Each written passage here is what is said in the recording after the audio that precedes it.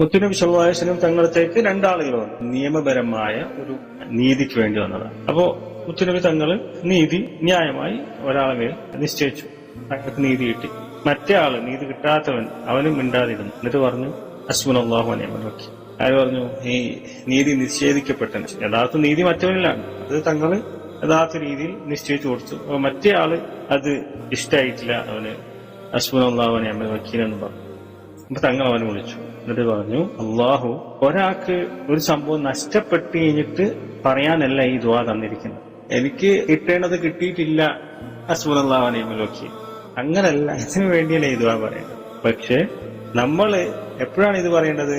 നമ്മൾ എല്ലാ മാർഗവും ഉപയോഗിച്ച് ചെയ്യാവുന്നതൊക്കെ ചെയ്തിട്ട് ഇനി ചെയ്യാൻ എന്റെ വേറെ ഒരു വഴി ഇല്ലാത്ത കാണുമ്പോഴും ചെയ്യേണ്ട ഒരു ഹെൽപ്ലെസ് സിറ്റുവേഷനിൽ പറയുന്നതുമാണ് ഹസ്ബുനല്ലാഹു വ നിഅമൽ വക്കീൽ. അവിടെയാണ് നീ അള്ളാഹുവിനെ ഭാരം ഏൽപ്പിക്കുക. അല്ലാതെ എനിക്കെതിരെ ഒരു തീരുമാനം വന്നു, അല്ലെങ്കിൽ ഞാൻ ഉദ്ദേശിച്ചതൊരു കാര്യം നടന്നിട്ടില്ല, എന്നിട്ട് പോയിട്ട് ഹസ്ബുനല്ലാഹു വ നിഅമൽ വക്കീൽ, അപ്പോഴല്ല ഈ ദുആ പറയേണ്ടതെന്ന് പഠിപ്പിച്ചു കൊടുക്കാം.